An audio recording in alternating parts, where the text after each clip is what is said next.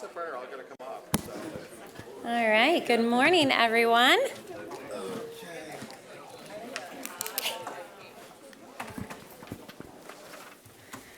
All right, good morning, everyone, and welcome to our Committee of the Whole meeting on this beautiful February 11th.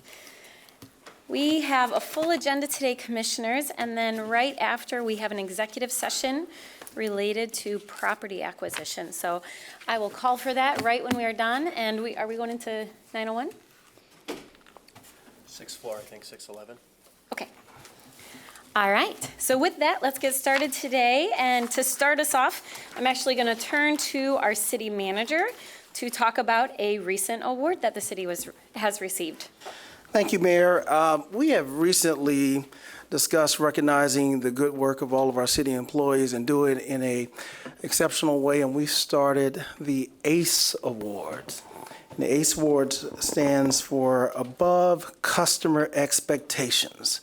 So it's my pleasure today to announce present the first group of employees that demonstrates this ACE concept. And whenever they do good work, you're supposed to tell them they aced it. This morning, we're here to recognize the Smart Cities notification of the city being the recipient of 2 awards, one regarding mobility and the other in digital transformation. The fire department and police department received the award for their emergency vehicle alerting project, in which citizens can be alerted if there is a emergency vehicle response, and the department can tell you a little bit about how that benefits the public. And the city's treasurer's office has also received an award for GR Pay It that allowed some digital improvements for bill payment and accessibility for citizens without coming to City Hall. And it's in line with our sustainability goals. So I'm going to turn it over to representatives from the various departments and for them to share a little bit more. Good morning, everyone. Morning. Just a brief note. Thank you. Just a brief note on this award from public safety perspective. This relationship with Haas started over 4 years ago. We were actually the first department in the country to start working with this organization out of Chicago, Illinois.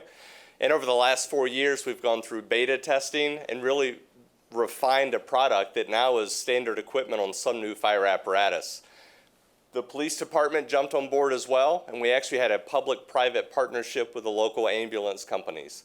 We were the first connected city in the country to send out digital alerts to motorists, letting them know that police, fire, or ambulance was approaching them, or they were approaching an emergency scene. The last year alone, we sent out hundreds of thousands of alerts to motorists, and it's been a really good project for this city. Should we clap about that? Yeah. Seems like that's... Mayor, you're supposed to say you aced it. And actually, that was the most thrilling thing I had, was reading about the police and fire interaction with Haas. I thought that was outstanding as our cars are navigation systems. With the Treasurer's Office, we continue to be recognized for our advancements with GR Pay It. We've added 2 more payment options just recently with accounts receivable and miscellaneous receivables. And the Mayor, you're passionate about opt-out of billing. That's already queued up right now, so we're testing that. Thank you. And we're also moving forward with the e-bill. So with the water department redoing their bill design, which is an exceptional work that they did, that's allowing us to move forward with that opt-out and presenting e-bills to customers also. So that's a further extension of how GR Pay It can continue to grow, and we continue to see increased use on that. So we are happy that we are seeing the recognition of what this project has done, especially when we're collecting in the bulk of our services. We're collecting over 70% electronic payments for water, parking tickets, property taxes, and refuse payments.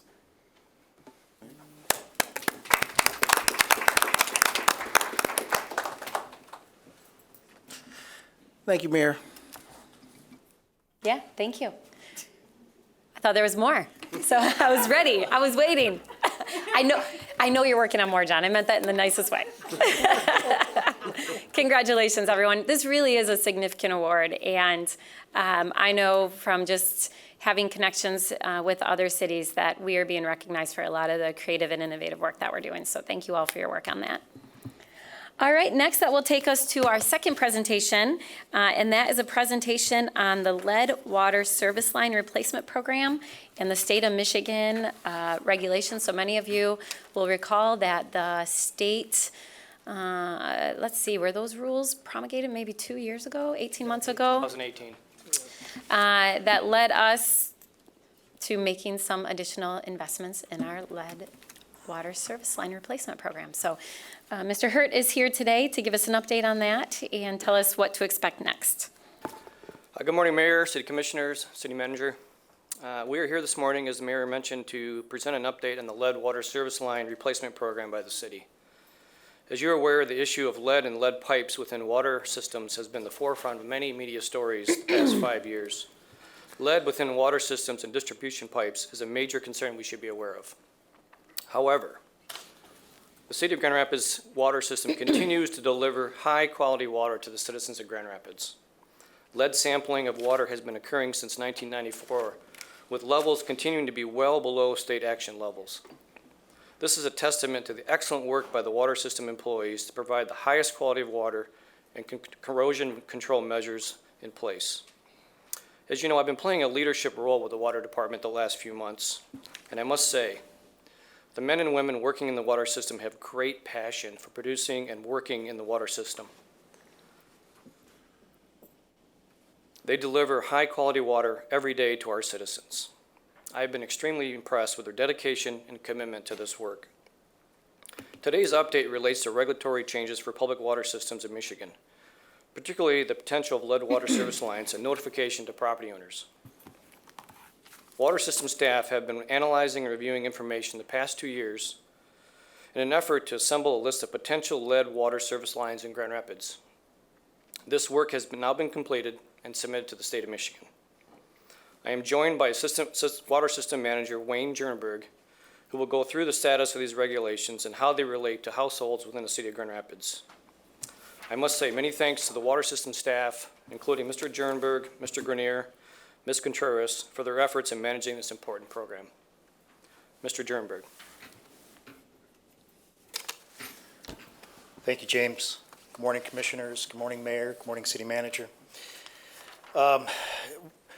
Before we get into a lot of the policy changes that have occurred with the lead and copper rule and the things that the water system is currently doing, it's most important to understand that the city installed lead water services back in an era when we really didn't understand the potential health effects of lead. So really prior to 1940 is when the city was installing lead service lines. And it's important to understand that the definition of a lead service line from Eagle is defined as essentially from the outlet of the corporation stop on the water main to a point inside the building, either 18 inches inside the building or to the water meter, whichever occurs first.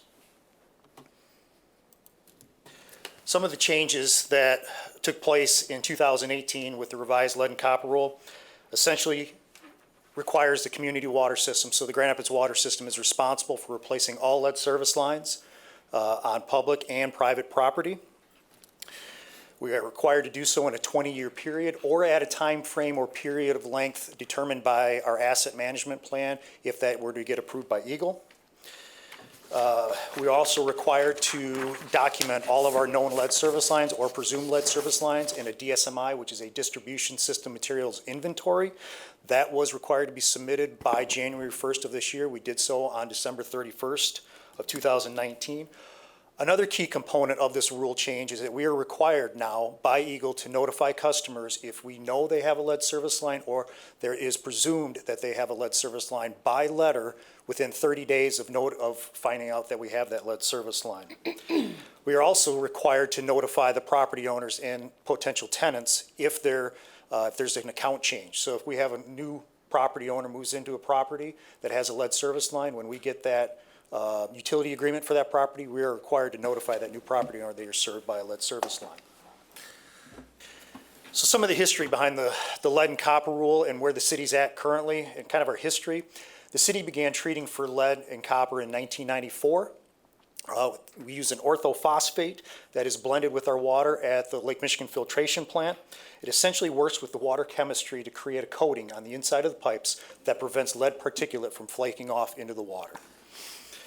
Our results, as you can see from the attached graph, have stabilized for many years. It's been since 2000, essentially, that we've had a stable water product. You will note that there is a slight uptick in our 2019 sample. That too was a change in a requirement from the 2018 lead and copper rule change, where we are now required to take a first and fifth liter draw from our sampling sites. In the past, we were only doing a first liter draw.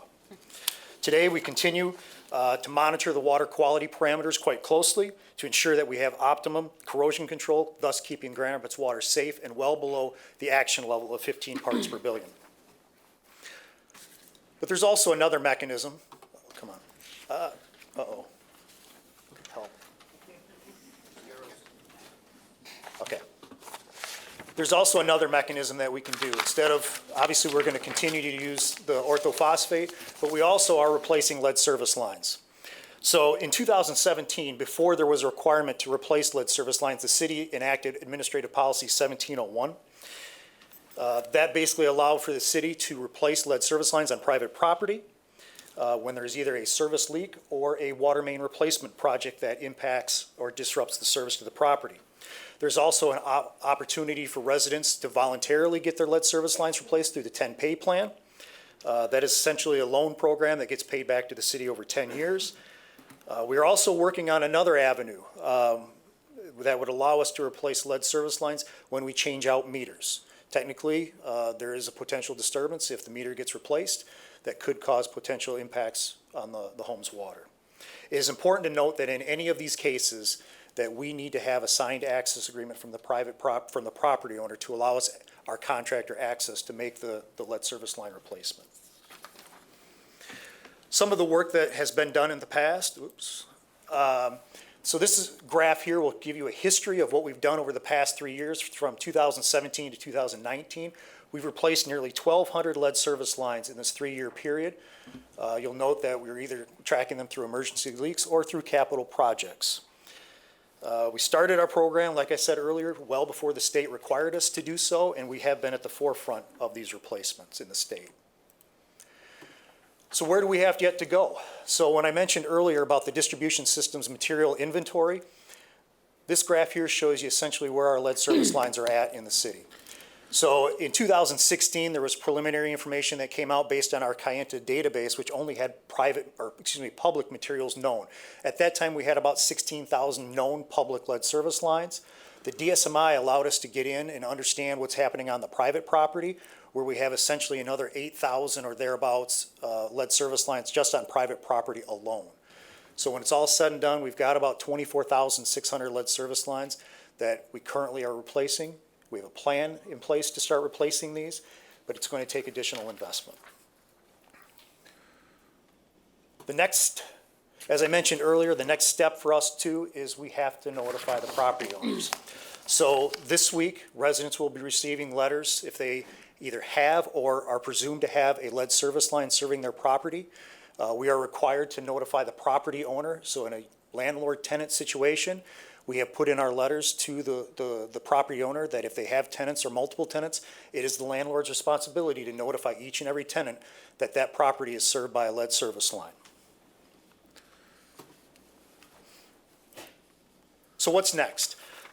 For the past year and a half, the water system has been heavily engaged in working with neighborhood associations. We continue to meet with neighborhood associations. Our goal is to get into every neighborhood association at least once a year and at least give them an update on where we stand with respect to this, the process and how they can go about getting it, their lead service lines replaced. We're also working closely, trying to get information to the Grand Rapids Public School System to help them and their students get information home to the parents about lead impacts. And essentially, we want to be a resource for the community. Most importantly, we're going to be proposing in our budget this year that we really ramp up spending in the next 5 years to really attack some of the private side lead service lines, as well as continue to put forth the continued effort on capital water main replacements that we've already been doing. So with that said, any questions? Yeah, I'll start and then I'll turn to my colleagues. So when the lead and copper rules were being discussed in Lansing, there was a lot of pushback by cities saying that this is another unfunded mandate and really pushing for the state to allocate funds to help offset the cost, particularly the private side, which many cities hadn't in the past funded. So do you know where we are with state funding related to assisting with this work? So at this point, the state has been providing funds through its Drinking Water Revolving Fund, which is basically an SRF loan program. In the fiscal year 2020 for the state, they were providing 10% principal forgiveness for lead service line replacements. I am part of the State Drinking Water Advisory Council, and I'm going to hopefully be able to push for more funding through that group because it is necessary statewide. The city did receive a $1 million grant in 2018, which we used for approximately 250 lead service line replacements, full lead service line replacements with capital projects. Mayor, and it is consistent with our legislative priorities to advocate for increased funding, so we'll continue to work with the water department on that. Great, thanks. And thanks for your service on the state level. Thank you. All right, Commissioner Lanier? No, I was No? just Okay. adjusting my mic. All right, Commissioner Moody? Yes, could you explain to me, on page 3, lead service line replacement program, you said that you're only going to replace the full lead service line replacements from the water meter to the main under administration policy, that's what you said? That is correct. Okay, so you're not replacing lead in the home, I want to make that clear. We do not have jurisdiction to replace lead faucets, leaded fixtures, or lead piping beyond the meter at this time. Okay, and the reason why I asked that question is because I wanted to be clear that when you do send out information to the public, that is explained thoroughly, because you got a lot of senior citizens out here who may not understand what you're talking about and assuming that you're going to replace the lead pipes in their homes as well. Because a lot of people don't understand when you talk about the meter to the main line, they may not know exactly what that is. Okay. Commissioner? Thank you, Mayor. I too want to accentuate the absolute need to be over-communicative as it pertains to this. I don't think that we can't afford for the citizenry to be confused. It has to be made perfectly clear what we are attempting to do.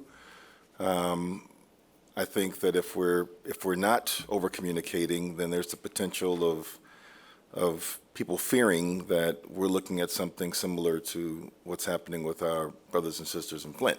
And so I just think that it's an absolute necessity that we are over the top with our communication as we roll this out. Yeah, thank you. I think I couldn't agree more. In fact, when we first started this process and right after the lead and copper rules, many of us felt really strongly that we have to be very clear with communities that the vast majority of children who are poisoned by lead, it's not from lead pipes, it's from lead in paint in older homes. And that, yes, of course, we want to replace lead pipes, and we will, because it's the right thing to do, and we're going to comply with the state, and we're going to spend a lot of money to do it. That we need to be very clear about the quality of our water, which I know James talked about, and then also make sure that we're keeping our eye on the real culprit of lead poisoning in children, which is the paint. So it's a multi-pronged message that we want to send, and I think doing it multiple times and in multiple ways is really important. So thanks. All right, any other questions, Commissioner? Agree with Commissioner Jones on the communication, what's been said. I did want to, so thank you for the good presentation that was technical, but also very easy to understand. I did want to put this on our thoughts of how we work with our neighborhood associations. It's been brought up in previous meetings, the number of things that we ask the neighborhood associations to communicate. So, certainly I think there is a role, but I just want to be mindful of that as we continue to move forward with these very important public service announcements. Yeah, thank you. All right, anything else, Commissioner? Just a quick question. Commissioner? Do you think we'll hit the 20-year goal, or will we have to submit a revise? I mean, we have 24,000 to go. We've gotten 1,200 done. So we are currently working within our comprehensive master plan process, which will be updated and completed by the end of this calendar year. That will have an asset management plan update in it for the water system. We will discuss with our leadership to see if we want to seek an alternate schedule. At this point, it can be done. It will be difficult based on staffing that we currently have, as well as available contractors to do the work. That if we there's one thing that we can't control, it's the amount of qualified contractors to do the work on private property. That's something that we're really, we have to be mindful of. And we're not alone in this. There's, Saginaw, Detroit, all are in the same boat in terms of trying to find qualified contractors to do this work. Which is a great opportunity to partner with our friends at GRCC and other partners around workforce development and open up this opportunity for individuals who live in the city. And the licensed plumbers that are out there, get the equipment, get experience, it'd be very helpful. Yeah, thanks. Commissioner Lanier, final thoughts? Yeah, just a quick question. Thank you so much for the presentation and the letter that was sent out to citizens who are impacted.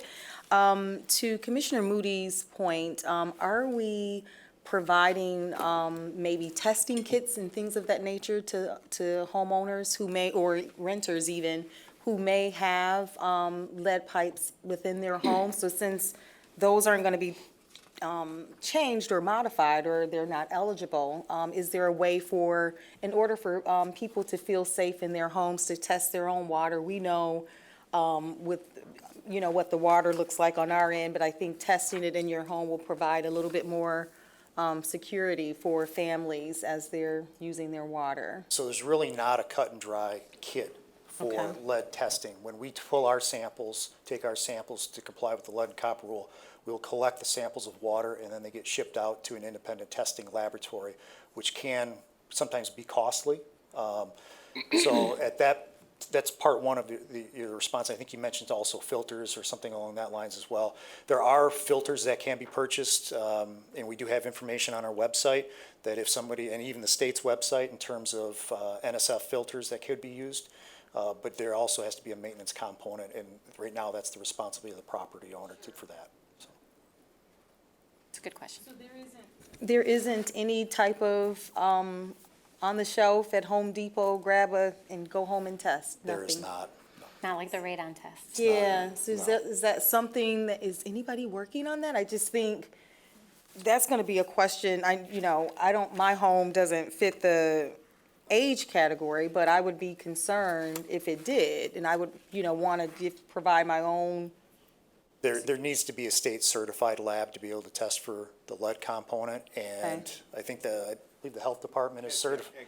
Right now is the only one, I think in Prine and Newhoff is the other one. Those are the only two in the Kent County that are certified for lead testing. Wow, I have one more question. thank you. Okay, Thanks. Commissioner? Could you explain for me one more time the shut-off? If you can't get connected, there will be a shut-off period for a homeowner? So what we've had in the past on some of our water main replacement projects is we go through and replace the city's portion of the lead service line.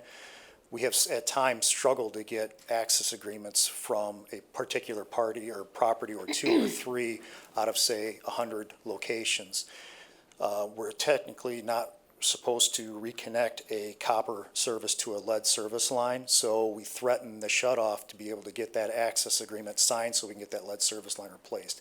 If there's a delay, we have allowed a hose hookup to kind of circumvent that so we don't reconnect that, because there is a risk of particulate lead being released if we put the copper back with the lead.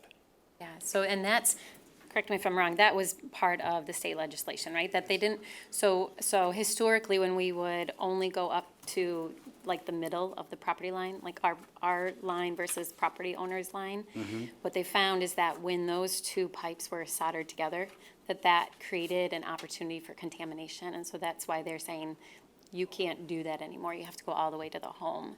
And that's when we have to get private property That is correct. permission Yep. for liability reasons. Sure. Well, I understand. I hope that you're able to get all 24,000 of this work done We're going to do our without best. We some will get it done. complications from some homeowners. But once again, I want to reiterate, and I think it's important that, Commissioner Jones has said it earlier, that is giving people clarity on what this is so that no one will think, as Commissioner Lanier said, that you're going to come in and do all my pipes and then you're going to give me some kind of kit to help clean my water. In most cases, it's not a lead pipe that's in the house. A lot of times, it's usually old galvanized that you're going to see in the houses. The lead typically stops around the meter, and then you'll have a galvanized or copper setup around the meter setting, and then once you get past the meter, it's typically either a galvanized plastic or a copper setup in the homes. Yeah, but in most of the old homes in the urban communities, some of them still have lead pipes. Yes, there could be some. I have a building with some lead pipe in it. So Well, we'll trust you to take care of that, Commissioner. it's called reconstruction. All right, okay, I think we'll move on, because we have a number of other items, if there aren't any more questions or comments. So, thank you so much for all of your work on this. Appreciate it. Sorry, Thanks. City Pardon? Manager. You good, James? Tell the truth. Okay.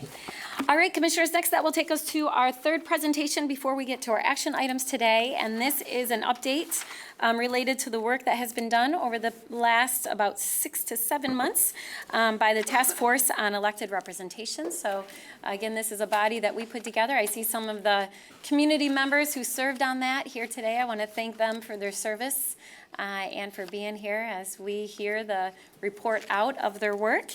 So we're going to get an update on that work and the recommendations that they are making based on their research and data gathering and conversations that they've had over the last several months. So I'll turn it to Mr. Doug Matthews to tee this up and walk us through. Thanks.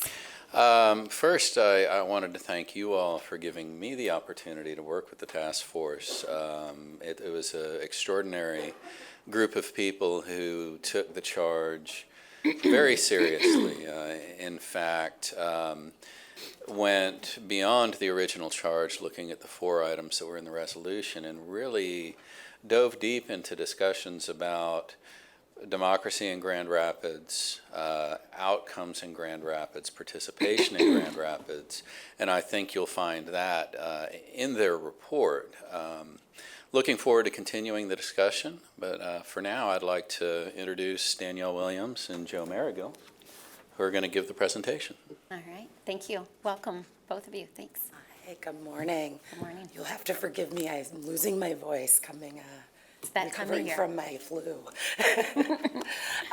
So thank you so much, Commissioners and Mayor, and city staff as well for all of the help and support in taking on this charge and for entrusting this group of citizens to discuss such important issues about our city. So our group was originally tasked with evaluating 4 different issues that pertain to our elections, our local elections here in the city. And as a group, we not only reviewed the issues at hand, we also studied a lot of scholarly research. We talked with community members. We talked with other experts throughout the state and the country to really understand what are best practices for fair and representative local elections. So in addition to meeting about every 2 weeks between August and December, as well as the research and discussions that we had, we also hosted community meetings in October. We held meetings in each of the 3 wards, and we invited residents out to share their thoughts with us, not just about these 4 issues, but also about elections in general, how they feel represented by their commissioners, how they feel about like off-year elections and how much information they feel like they have or they don't have. And so that really helped us also just have a broader understanding of what's important around elections so that we could have that in mind as we evaluated the issues at hand. So one of the things that we did on our very first day, kind of knowing that we are a group of citizens coming from all walks of life, all political affiliations, all sort of different concerns around elections, we wanted to establish what we have in common, right? What are the things that we can agree on that are critical to representative elections in our city? So accountability was one, and we heard that not only in our room, but from residents as well. wanting to make sure that we have commissioners whose decisions are aligned with constituents of the city. Fairness, so ensuring that everybody has equal access to our elections and has access to the information around our elections. Engagement, so we want to make sure that we are making people aware so that they do have an opportunity to participate. And then representation, ensuring that all the voices in our community, including those that are underrepresented, are heard and reflected in election and decision-making. So the issues at hand that we discussed, the first was 8 single-member wards. So as you're aware, currently we have 3 wards, 2 commissioners per ward. So we currently are a multi-member district setup.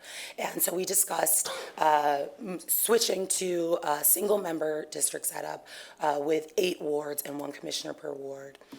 We also discussed moving our current local elections from odd years to even years. So currently, national and state elections take place during the even years, and Grand Rapids holds our local elections on the off years, which has its pros and cons as well. We also discussed forced general elections. When candidates have reached more than 50% at the primary level, they are not required to go on when a candidate has won by 50% in the primary level, they're not required to go on to the general. And so we discussed the pros and cons of that and the pros and cons of forced general elections.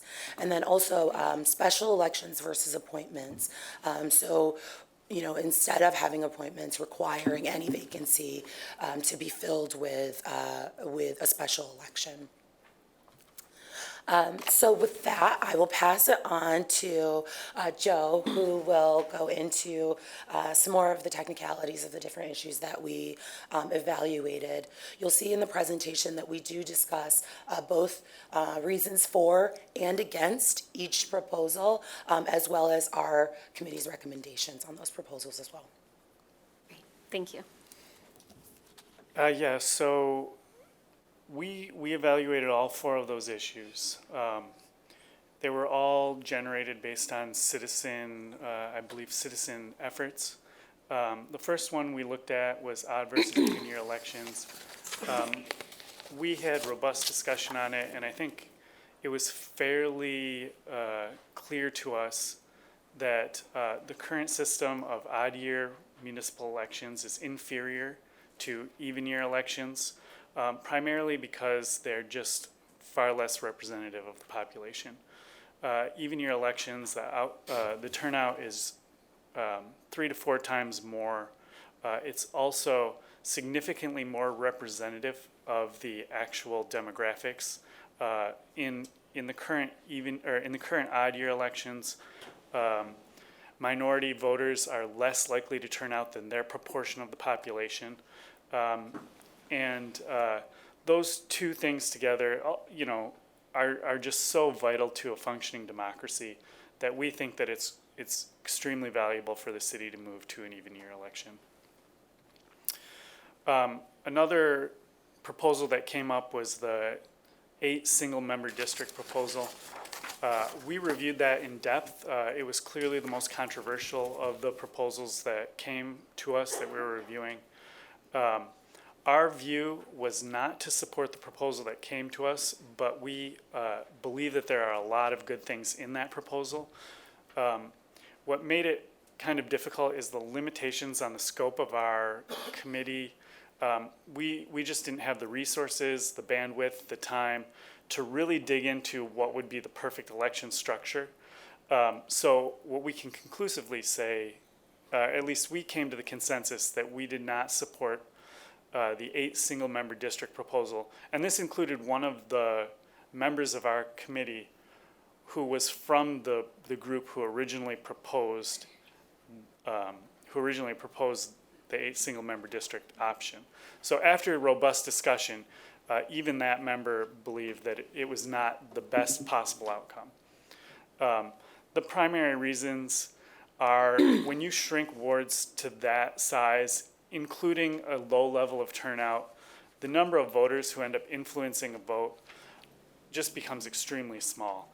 And that makes it subject to electoral capture, where a special interest group may, get in there, fund a candidate in a way that really disproportionately affects the outcome and doesn't strictly represent the interests of the community. It just seemed, when we did the math, that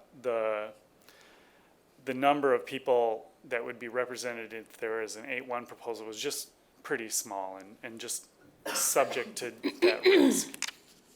Also, we did a lot of research, as Danielle said, and multi-member districts are pretty good at, it's not perfect, there are always problems, but multi-member districts are shown to increase both the racial, socioeconomic, and viewpoint diversity of the members that are elected from those districts. And we think that that's an important value. So we wanted to make sure that that was taken into account, as well as when we discussed with current city commissioners and past city commissioners.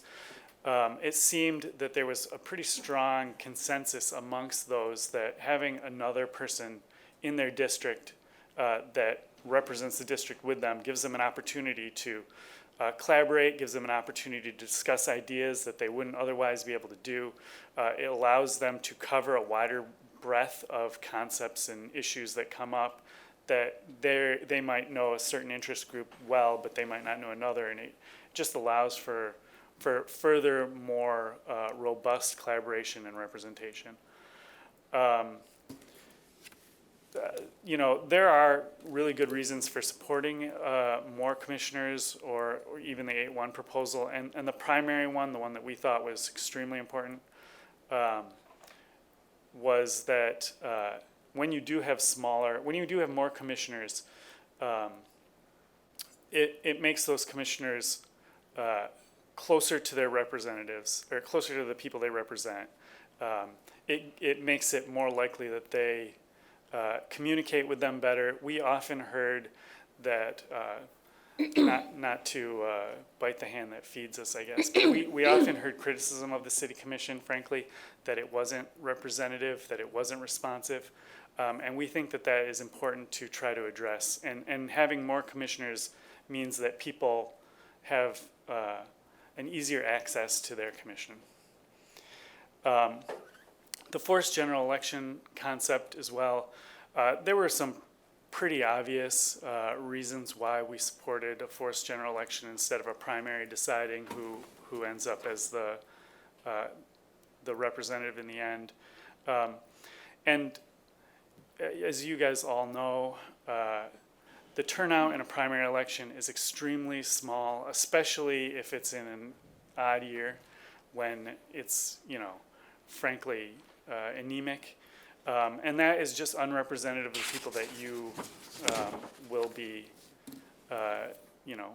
representing. And so as a result, using that election with an increasingly tiny turnout to decide the outcome was just not something that we could support.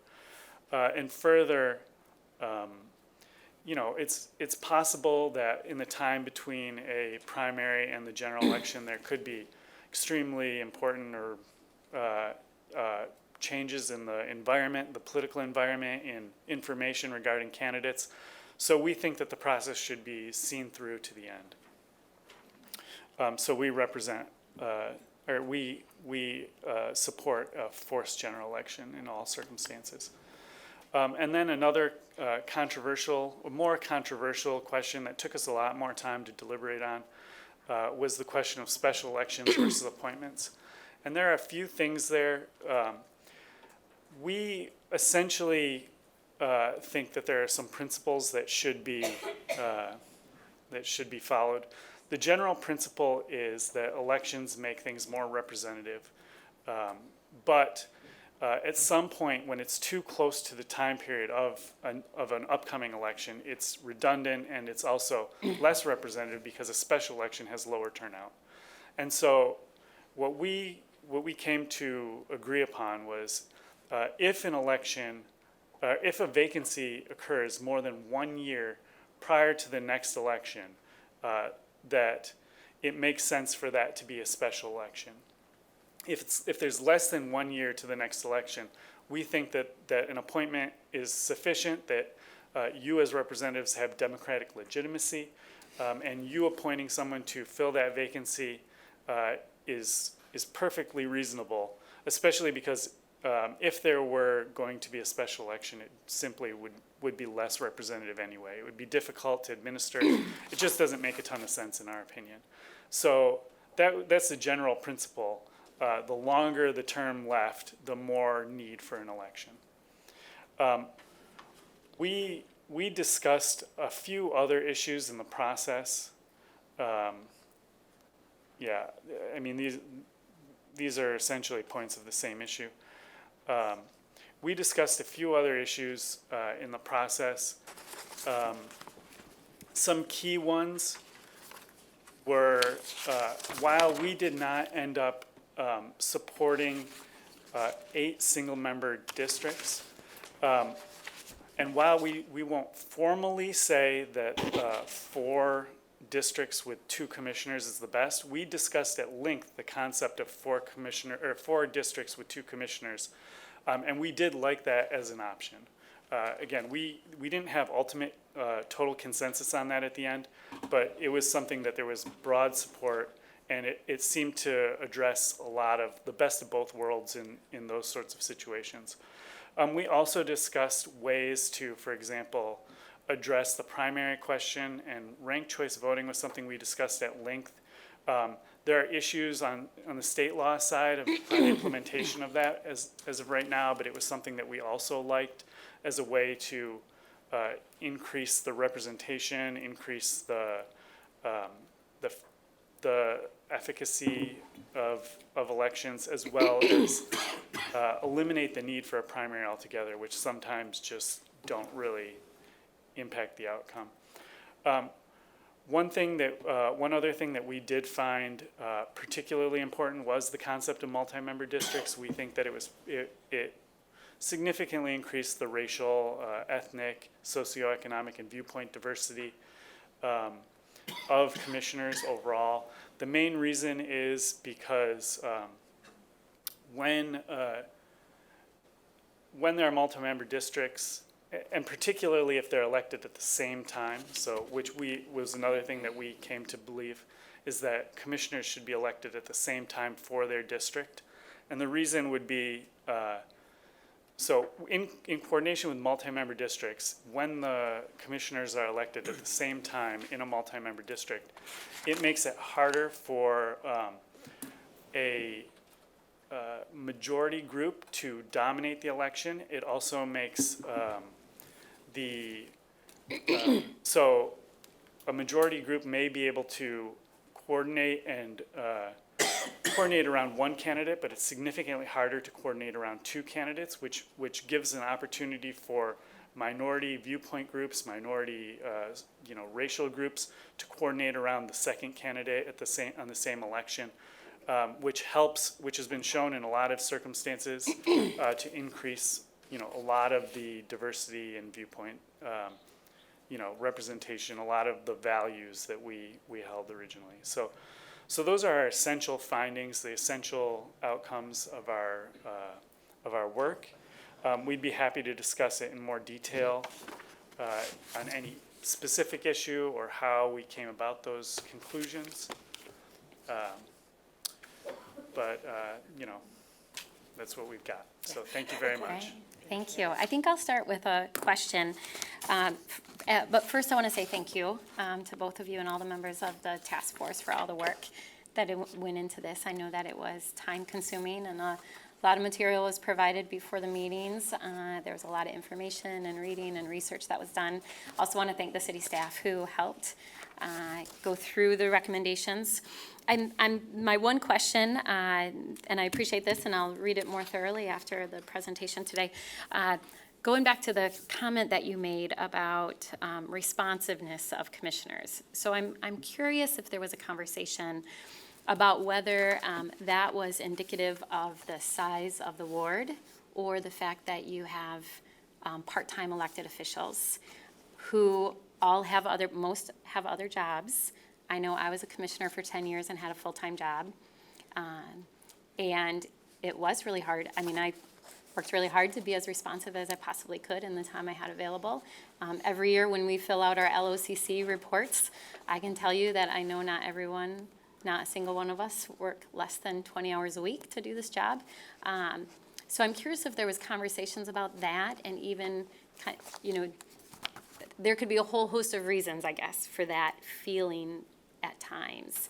I'm wondering if other, kind of the crux of the issue is less about size or number and more about the fact that we're a large city and we're all part-time. And then, so I guess I'll leave it at that and see if there was any conversation about that. Yeah, so you're absolutely right. And I think that was something that we took into consideration in sort of evaluating the benefits of a smaller versus larger wards. The sense of responsiveness, at least in the conversations that we were having in the community meetings, tended to have more to do with the part-time piece than with the size of the wards.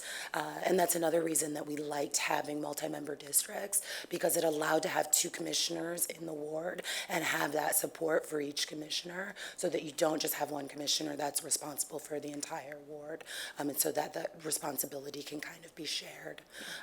Yeah, so I think it was much more a reflection of that we found than the size of each ward specifically. Great, thanks. Just, for me, the important question to always pose is, what problem are we trying to solve?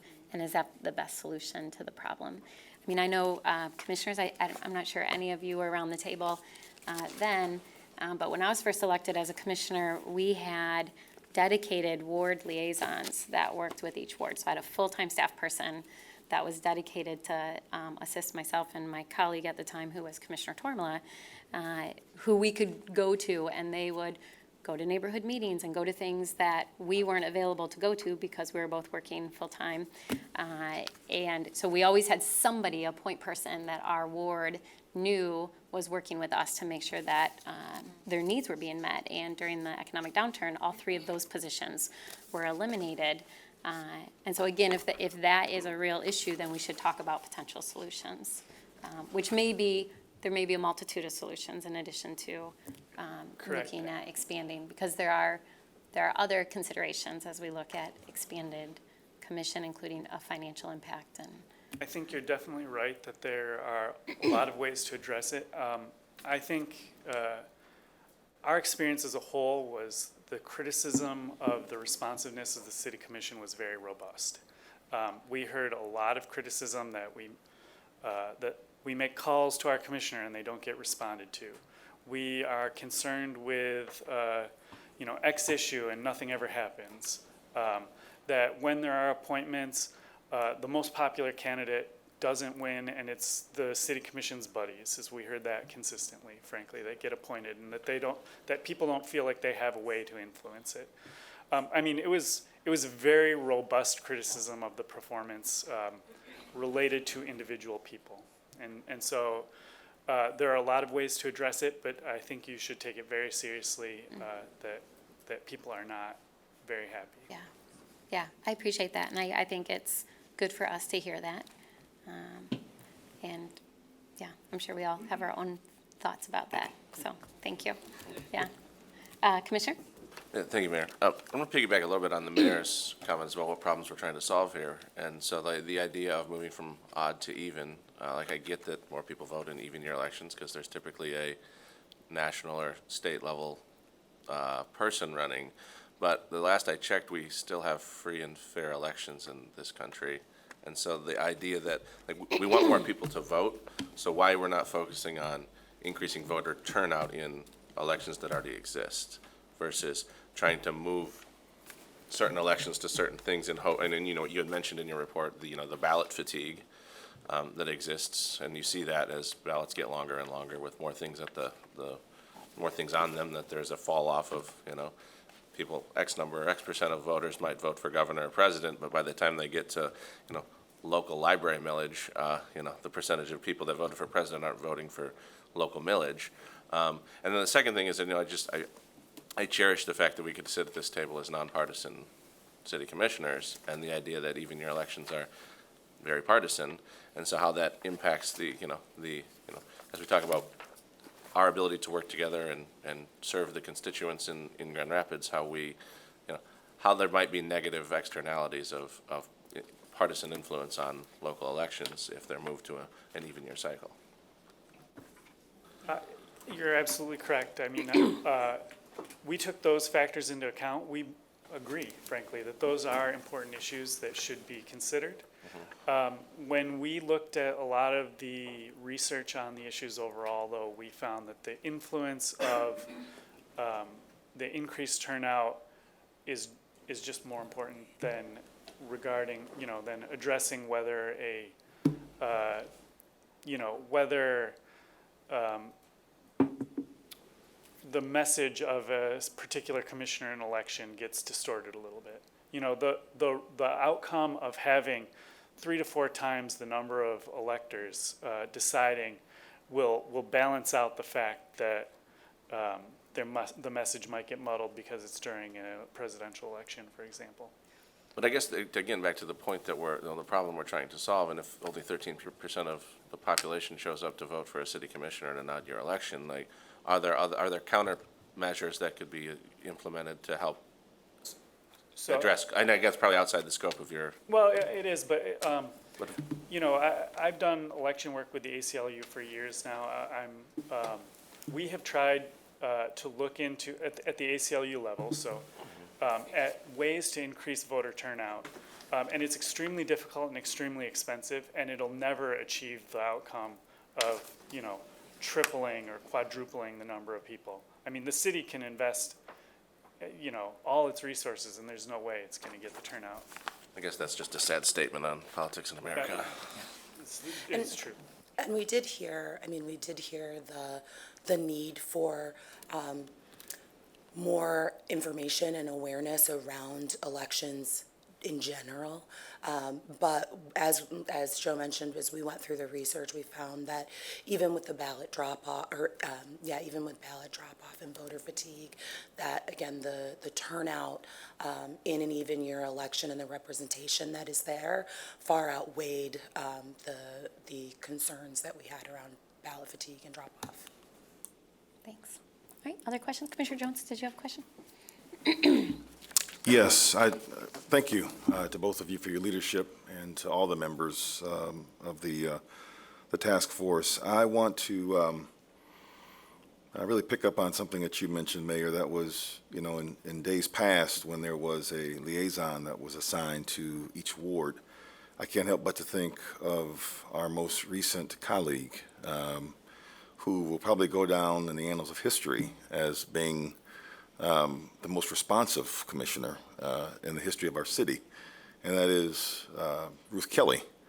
And I think often of the reality that Ruth had the benefit of being retired from her job, and not that she didn't have any other things to do, but she very much committed the bulk of her time throughout the course of the week to this work, and it was of great benefit, especially as a partner of hers in the Second Ward, and being, as I'm sure you experienced as well when you work with her.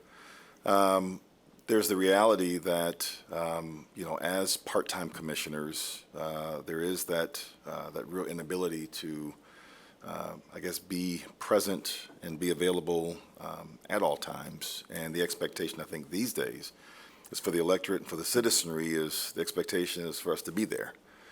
And so I'm very appreciative of what seems to be the debate and the conversation that took place at the table, but also the research that was done nationally, perhaps looking at other models and see what works.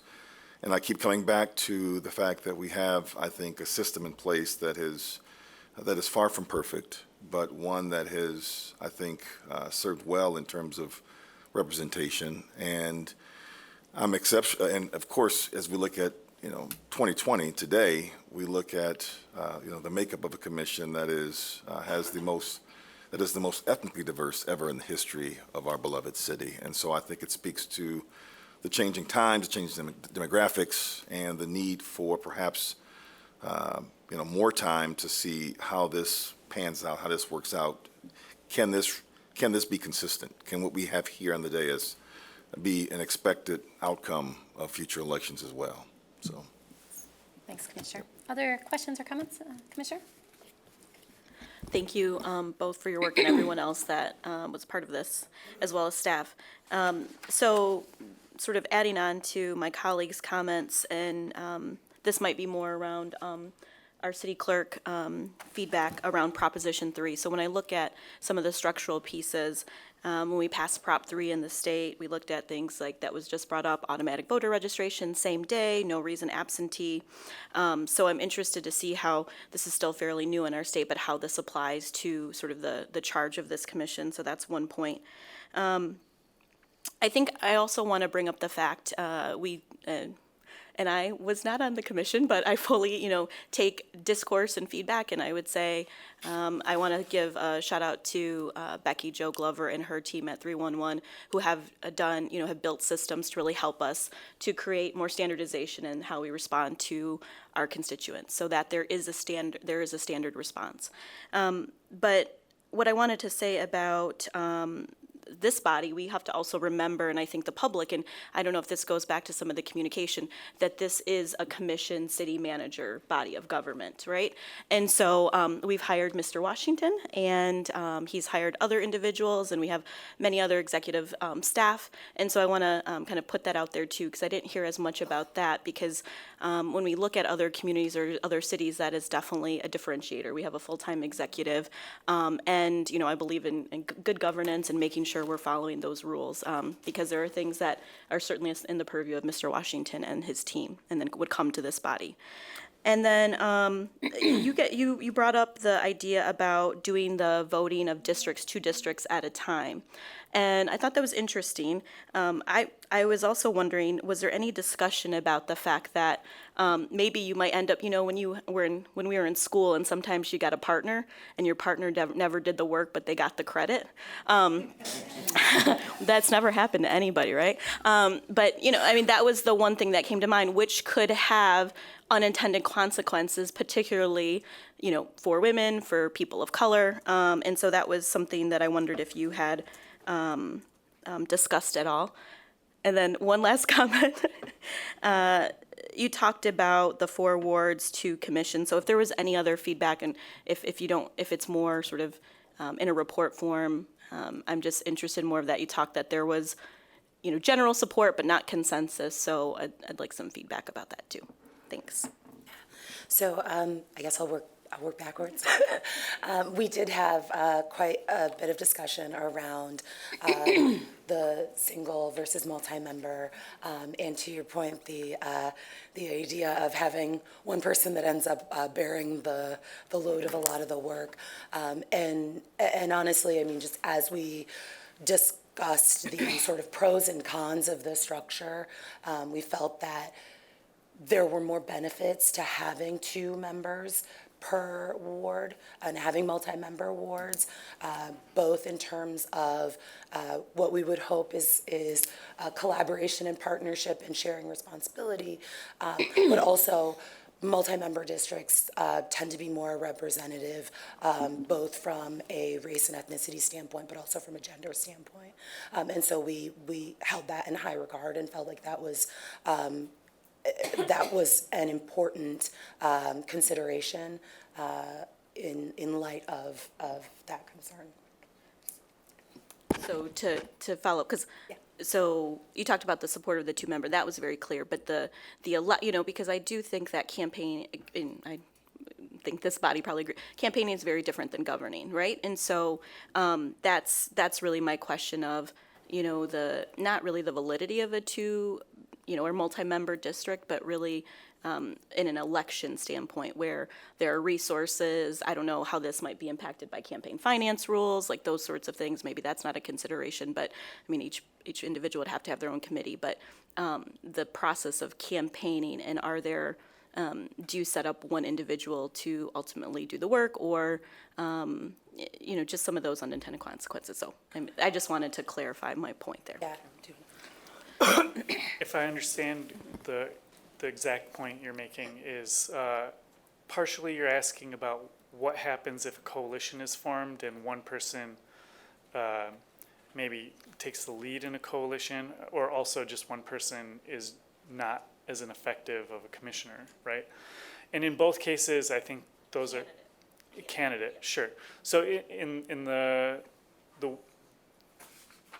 fact of having two people on the same ballot in the same ward, it's our view, and there's a lot of research to support this, shows that it will make those both more responsive than if they are otherwise running, because they can appeal to different constituencies, and those different constituencies can have different opinions. You're right, maybe one is vastly more popular than the other or vastly better at campaigning, and as a result, they might not be able to, the second person might not be as good at getting through or getting their message about. But in the end of the day, the outcome is difficult to determine no matter what. You could be a fantastic campaigner and be a terrible legislator. You might not do your job, not you particularly, but a legislator might not. Yeah, and you've been doing great. But they might not do their job regardless of how well they are loved or campaigning or whatever. It just, factors come into consideration all the time. I think if there was any other detail around, particularly on the campaign finance side of things, I mean, obviously that's one thing that I would be interested from a structural standpoint on that side. So, but we could follow up on that in an email. Well, Commissioner, I think you make a really good point. I know I have followed some of the cities that have moved to ranked choice voting, or even looking at what happened here locally when school board elections were moved. You do tend to get people running on slates. You do. I mean, especially in even year elections, when you have more doors to get in front of.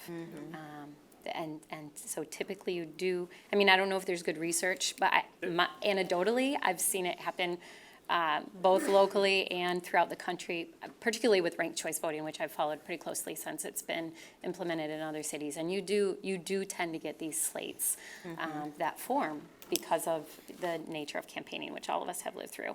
And then secondly, in follow-up to your other question, I do think it is interesting, the idea of both running at the same time, because intuitively, I think there's value in having overlap and consistency and not having two brand-new commissioners. I know for me, it was wonderful to have a more seasoned commissioner when I first started, so that we weren't both starting from ground zero, basically, in the learning curve, but you had this continuity, so that's an interesting recommendation. But then also, I'm curious, I think that the challenge is that there's lots of different structures. I think being mindful of the fact that we are a city manager form of government is an important point to make, and I'm glad you made that.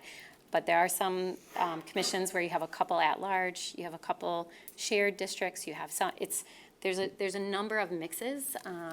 If you look at charters, not just throughout the state of Michigan, but if you look at charters that have a city manager form of government, there are a lot of different structures. And I think the challenge is, what's wrong with our current system that's not working? And is the fix a change in the structure? And if the answer is yes, what is that best structure? And I think that's a really important question that we need to wrestle with. All those questions. So, Commissioner Leonard? Oh, sorry. Sorry, go ahead. Regarding the slates, we did look at research regarding the slates, and the slates become, while we agree that slates occur, they also end up being more representative when they're run at the same time, because whatever the majority population knows their weaknesses and know they have to reach out to other communities, they know they have to be more representative, because otherwise that population will pick off the other person on the slate.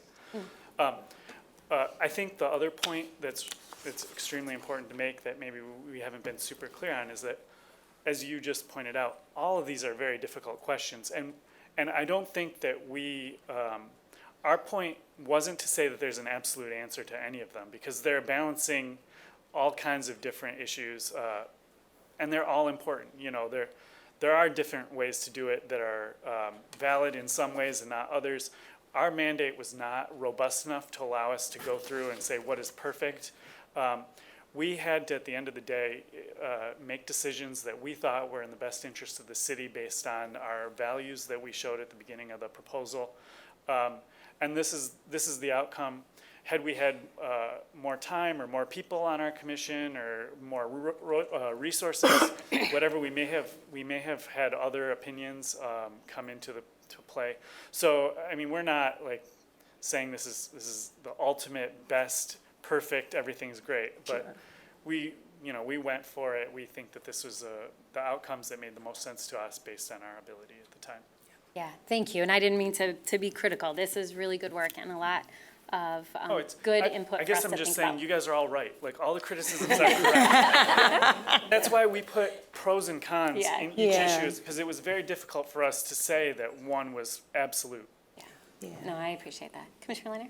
Well, actually, Joe, thank you for those comments. And I was going to start my remarks off by saying we were feeling as though it was complex as some of these proposals were coming to us. And that's exactly why we asked for a task force to be created in order to kind of digest it and do a little bit of research. And so your comments that you just made confirms that this is pretty complex and you need a lot of time to fully understand and vet the multiple options that exist for the 4 different categories that you've identified in this summary here. So thank you for your time, your work, being here today, and your efforts.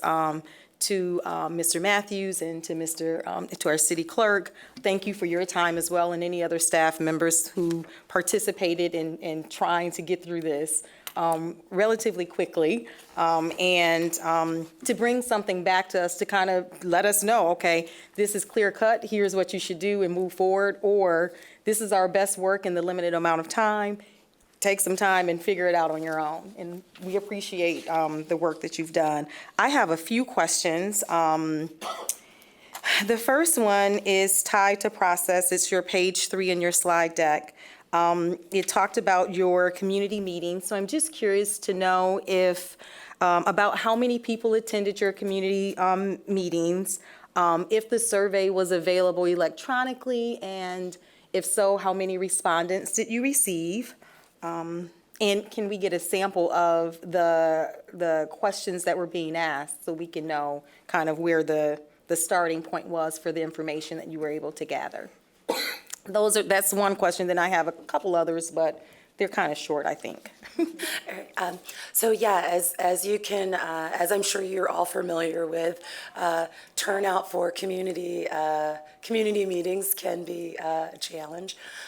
So we had, I want to say, about 5 on average in each ward, 5 to 8, I would say, in each ward. 5 to 8 people showed up? Yeah, yep. I attended a community meeting in your district, Commissioner Lanier, and I think there were about 12 to 15 people or so that showed up to ours. The others were a lot. There was a variety. Okay. But yours was pretty well attended, frankly.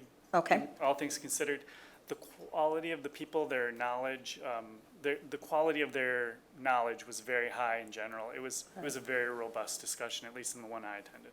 Because I'm an engaged, no, I'm just kidding. I'm just kidding. No, but we even in the meeting that I attended, where we did have a smaller group of turnout, I think what we found was that they were highly engaged citizens with sort of a robust understanding of city governance, and so that made for good dialogue in those meetings.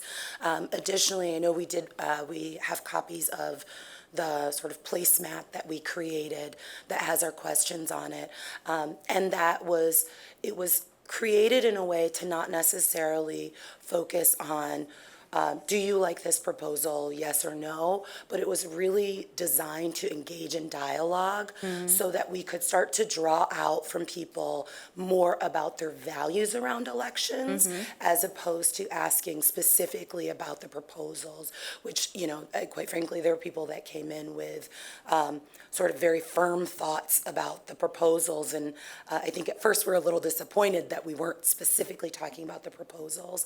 But when we explained the scope of what we were trying to review and the kind of feedback we wanted to be able to provide you, we thought that focusing on sort of electoral values was a better way to approach sort of dissecting the nuance of each specific issue. Okay, so then with that model, the only respondents would have been those who were present, because you just can't send something like that out to the public. We did, Okay. we did make the research that we used, though, that was also available to Sure. community members. Sure. To be able to, sort of parse through. Sure, If anybody yeah, else I really- besides us was interested in reading it. Yeah, I was really trying to get to like the responses that you received, so that's helpful for me to know. Another question that I'm curious if you all had any conversations about, my colleague Commissioner O'Connor kind of mentioned the cons to the movement from odd to even. And he alluded to this, but directly, I'm curious if you had any conversations about the school board elections, and maybe, Mayor, you mentioned the school board too, and the impact of those, because one of the things I can remember being a school board member at the time when the state made the change from moving school boards from annual May to even November, and we were lobbying them, asking them, make us November odd, so that we could be on the ballot at the same time as the city commission, because those are local elections, and that's the best place to have kind of local decisions. And so curious if that came up at all, like the impact of school board, and maybe, one of the requests was about the cost of elections. I know at least when it was coming to us months ago, and that could help with the problem, that one of the problems that had been identified to solve, which was reducing the city's costs if we had both school board as well as commission elections on odd November. Did that come up at all? Yeah, so costs did come up. I think what we tend to find, and I think probably Joel will probably have more information on this than any of us, but what we found was that the costs savings, I guess if you want to call them, were sort of marginal in comparison to the other issues that we were trying to Okay, accommodate. so as you started looking at costs, it became kind of a non-issue. Yeah, I at mean, some point. there were costs that, could increase, but again, we looked at the fact that we have no reason absentee voting now, and so that helps with turnout as well. And then, just the trade-offs, because while there may be cost savings in one way, there are increased costs in other ways. So we didn't delve too deep into costs because they tend to be more marginal. Okay, and then my last question is tied to special elections versus appointments, and perhaps City Clerk, this maybe is a question more for you than the committee members. Did you all talk at all about how long it takes from the moment someone resigns to when the special election would occur, and like, what are because I know there are notifications that need to go in, and things need to be submitted, and ballots need to be created, and all of that. And as we're talking about representation, how long potentially could a ward be without representation if we're going through this process? We know kind of definitively how much time we have once someone resigns to the point of filling that seat. But just curious to know if that's been talked about. Sure, we did talk about that. And there's different recommendations, and I had some suggestions way back when we were talking about this issue in earlier memos that I had. And as we get to next steps, we can talk about that further, because there's a whole bunch of different ways that other things that, like for townships and others, how they do it is based on, but all depends on, it's a chicken and egg thing. If you move to odd even, then this process would work better for filling vacancies. If we stay in the same configuration we're at, then this other process might work better. So, I see. and I've been doing a lot of research with other groups too, but we did discuss about that, because there could be quite a time lag between a resignation, but you can also have it where you have an interim appointment, but then, so you have someone until Sure. until the election is held as well. Sure. So then, of course, there's a whole bunch of pros and cons. To of that as too, well. because Yeah. you're elevating someone potentially, so. Okay. Well, thank you. I just wanted a few more background questions answered, and we will take this information, and it would be great to kind of look at that with this context. I did skip over this slide when I was doing the presentation portion, but one thing we did discuss was that in terms of filling vacancies, the city should have a transparent process that's based on policy, so it's implemented the same way every time. It doesn't look like it was just invented, because this current vacancy opened up, and people, we did hear on a consistent basis that it seemed, I think we often heard the fix was in, like that was something that we heard quite often. And I think the way to address that is with a formal city policy on how to address vacancies. Thanks. That's good input, having served around this table and lived through that process a few times now. So thanks. Commissioner O'Connor? Thank you, Mayor. I guess this is sort of maybe a Joel question too, is just as we look at, 2020 is going to be a census, which obviously I think has some implications on a lot of facets of Grand Rapids city government, but, we have not changed the makeup or the areas of the wards for 40 years, maybe. I mean, maybe it's longer than that. I mean, at least the maps I've seen, it goes back quite a ways. And I know that there's a charter policy about the population change that needs to exist in order for To trigger a reconfiguration of the wards. But also, I mean, I think some of that, and this, I think Kurt and I could both attest to this. The fact that the first ward is very gerrymandered in a sense in terms of its, the makeup of its constituency from 2 highways and a river to go from one side to the other.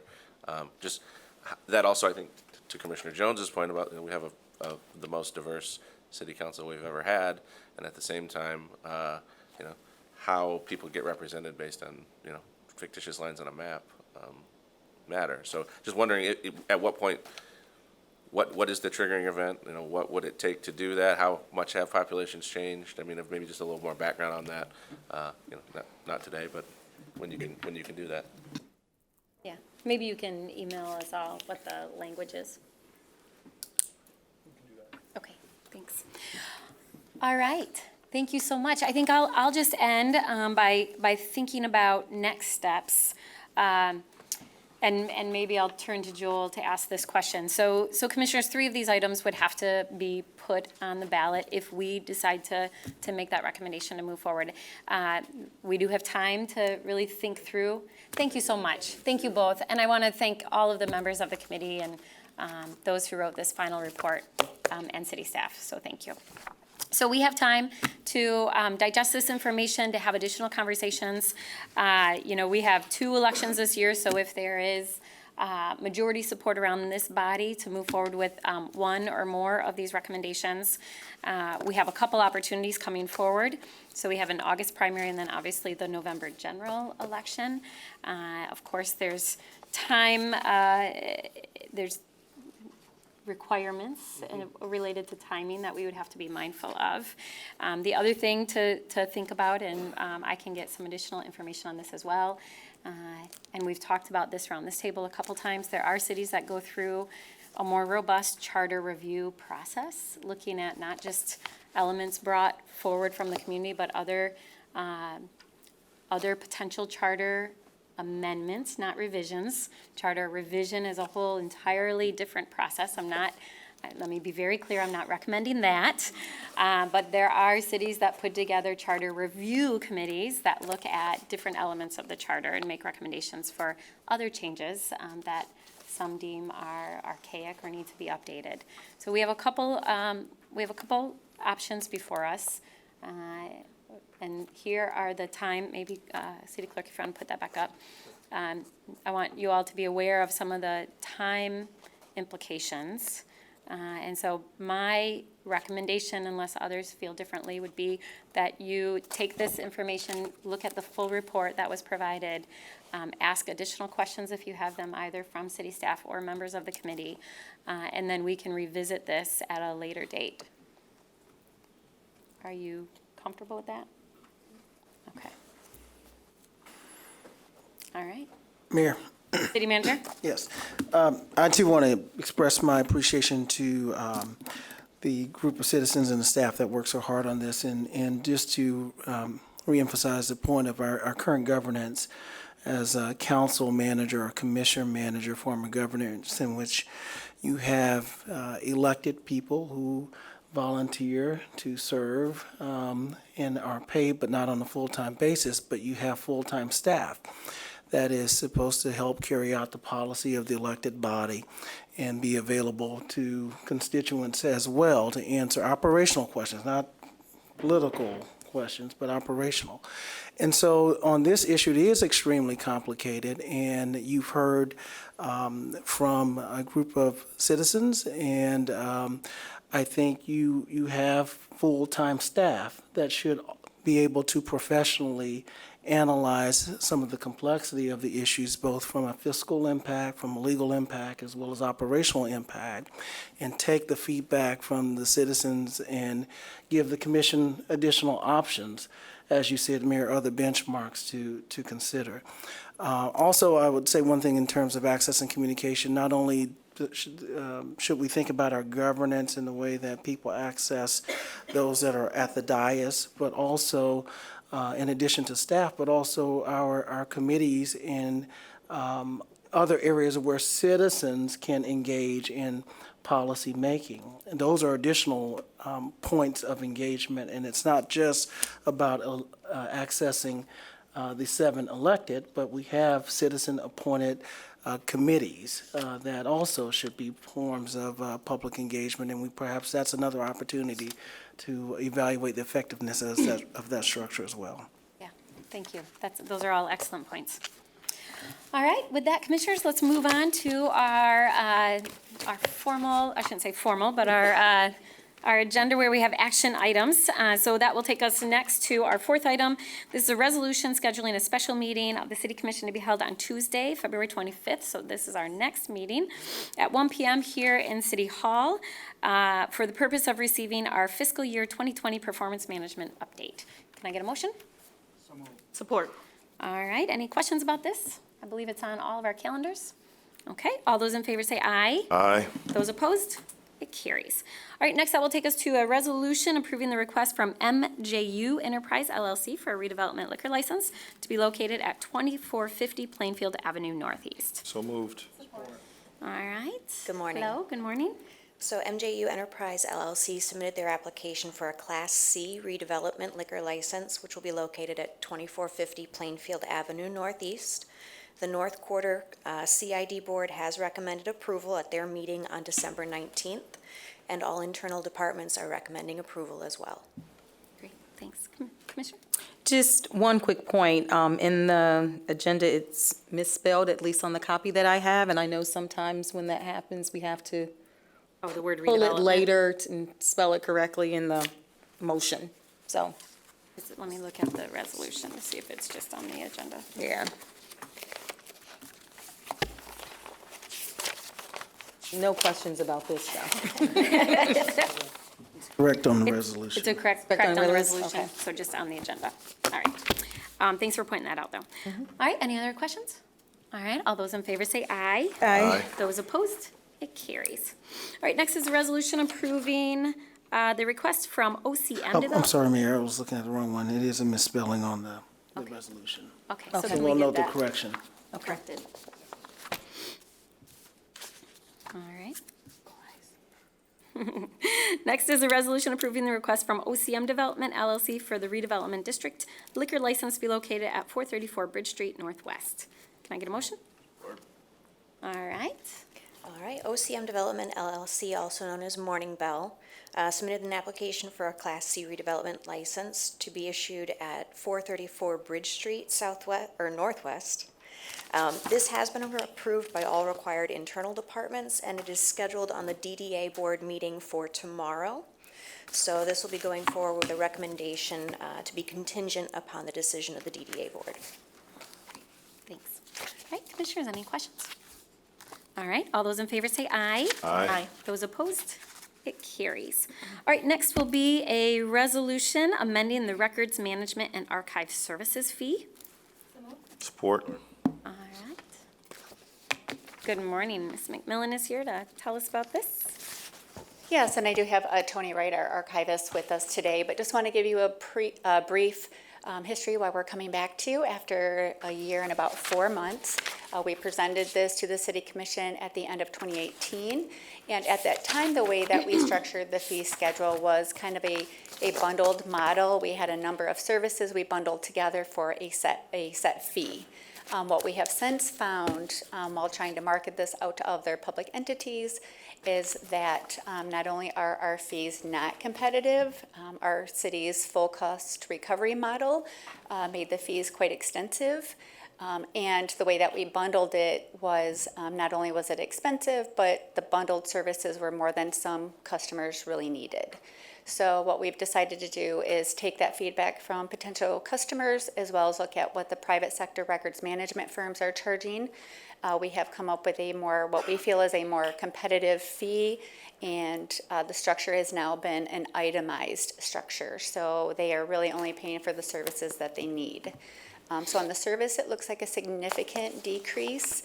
I think overall, if we look at the services we are providing versus what they're paying, it will really balance out because we're not taking a full flat fee for everything. So we've kind of structured that out a little differently. So that's what we're proposing. If you have specific questions, Tony and I are both here to answer those for you. All right. Commissioners, any questions? All right, all those in favor say aye. Aye. Those enough. Thank you. opposed? It carries. Thank you. All right, next is a resolution approving a request for me to travel to DC from March 8th through 11th for the National League of Cities Conference. And Commissioners, I think I told some of you this already, but I was asked to co-chair the Institute for Youth Education and Families for the National League of Cities, to co-chair that with Mayor Carter out of St. Paul. And I accepted that, and so I'll have a couple meetings at this meeting, and then we'll have some conference/meetings periodically throughout the year as a co-chair for that body, so. Right. So moved. Support. All right, any questions or comments? All right, all those in favor say aye. Aye. Those opposed? It carries. All right, next is a resolution approving a request for Commissioner Sassy to attend the Michigan Municipal League.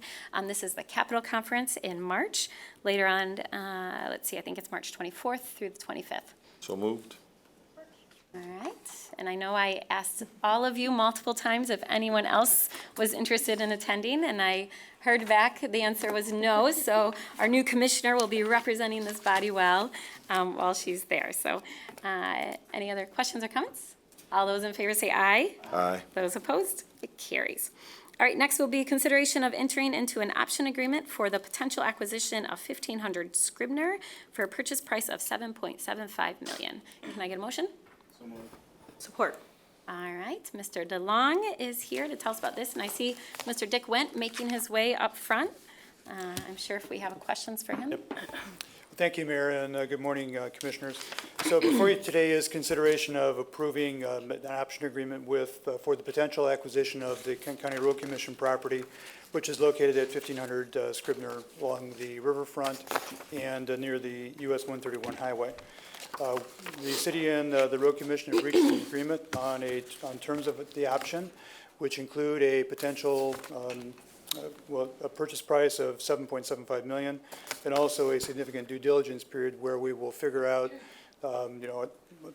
how the property can be used, what are the attributes of the property, all the things you need to do in order to reuse the property.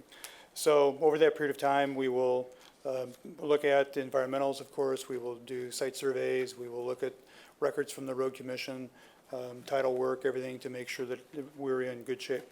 So that the due diligence period is about 2 months, or excuse me, about 12 months.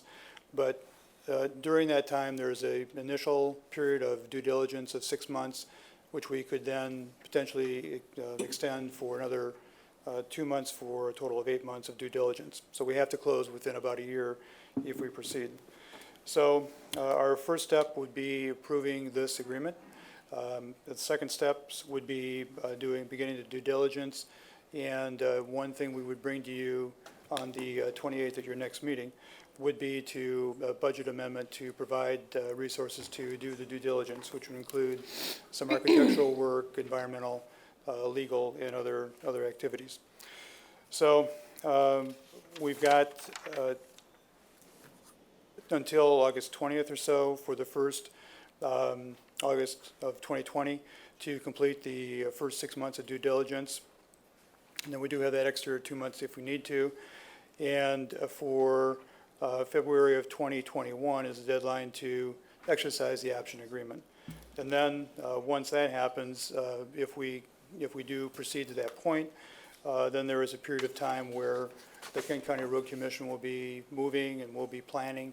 And so close would happen, it could happen as early as April 30th of 2022, but no later than September 30th of 2022.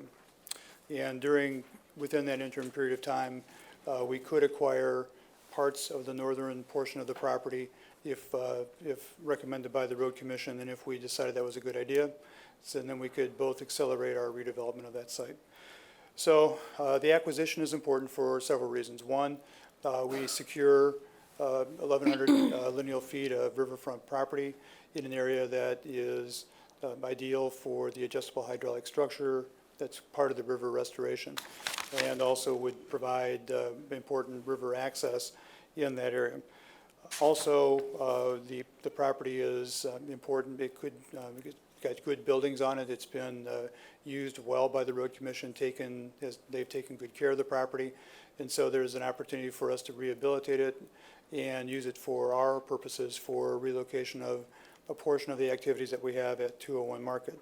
And then finally, it also could be a potential future redevelopment site, and we'll evaluate that as we're going through this process as well. So it's a parcel that is strategic for us, strategic for the city. It has multiple potential uses. We've reached agreement on our purchase price. The Kent County Road Commission has approved the option agreement, and it's before you, and we're ready to proceed. And I don't know, Dick, if there's anything you'd like to add? No. Okay. Thank you. So with that, we recommend that you consider approval of the option agreement and that we proceed with the due diligence period. So thank you. I'll take any questions. Thanks. Commissioners, any questions? My only one question is, I know there's a process to go through due diligence. Do we have a sense of when this body will hear back on the findings of that due diligence, or will there be periodic updates? Yeah, we'll do periodic updates. We'll keep you informed as we proceed. And you'll see various actions come before you that will give us times to report in. Okay, great. All right, Commissioners, any other questions or comments? All right, all those in favor say aye. Aye. Those opposed? It carries. All right, next will be a resolution setting the dates for a public hearing in consideration of an objection to a waiver of the required separation distance from Dickinson Buffer Park for a proposed medical marijuana facility at 1525 College Avenue Southeast. Can I get a motion? Support. All right. Hello. Hello there. Good morning. Yes, we are looking to request that the City Commission consider whether you wish to object for a park waiver between a proposed medical marijuana facility that would include a grow facility with an ancillary provisioning center. The facility would be located at 1525 College Avenue, and I think you're familiar with the process in terms of we received a Planning Commission application and the policy and such, so I won't belabor the background there. This is a buffer between the facility and Dickinson Park, which the master plan classifies this as a mini park, approximately 4.1 acres. The network distance between the proposed marijuana facility and the park itself is greater than the 1,000 linear feet. However, because we do buffers as a radius, it does fall within that 1,000 foot. So the primary entrance of the existing primary entrance to the park is greater than 1,000 feet, and you can see on an aerial that there are actually multiple entrances to the park, and I think that largely depends upon what activities you wish to participate in at the park. However, we have been advised that there will be a new entrance constructed off of College Avenue, and that entrance would, in the future, you can see that by the hollow blue circle on the, would that be the west side of the park on College Avenue, and that entrance would be less than 1,000 feet. So a future entrance would be less than 1,000 feet from the proposed marijuana facility. And I think that's my summary. If you have any additional questions, please let me know. Mr. Colson, I just have one question. Can you remind us who is notified about the public hearing? I know in the past I've had some folks follow up with me and say that they didn't know about the public hearing until afterwards, that they must have fallen out of the notification area. But can you remind us who is notified about this public hearing? I'll let Landon correct me if I'm wrong, but I believe we notify within 300 feet of the actual facility, as well as 300 feet from the park. Okay, all right. Okay, that's helpful. All right, commissioners, any questions or comments? Commissioner? Thank you so much for presenting this, and obviously this is simply just to set the public hearing, so I don't have any concerns about that. But a greater concern, I think, is coming up for me as we're considering the waiver for the park. I know there are other waivers that this particular property is in need of, and one of them is a church waiver. And so I think I talked about this the last time we had a series of park waivers. Something about that, though, the steps that we take seems as though it's extending the amount of time to get to the decision. So this same property, I think, is on the Planning Commission's agenda maybe in March for, I don't know if that's the church waiver, but I'm just thinking, I'm just trying to figure out the order and how can we collapse this a little bit?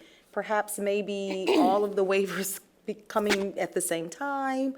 I'm thinking for the applicant, even for the community, because they'll be asked to come to this public hearing, then the Planning Commission will be talking about this same property, in a few weeks, and it'll be suggested for them to go there, and then probably churches are having community meetings to get engagement. So it's just like extending everyone, it seems, stretching everyone's time. Yeah. That's a great question, and a follow-up would be, if the church waiver is not approved, then do we need to even do be this? Talking about this? Yeah, so process-wise, we've received a lot of applications with a lot of information, and we tried very hard to identify all of the proposed applications that would necessitate park waivers and bring them forward. Very clearly, we have missed a few, and you're seeing them a little bit more piecemeal than we had anticipated.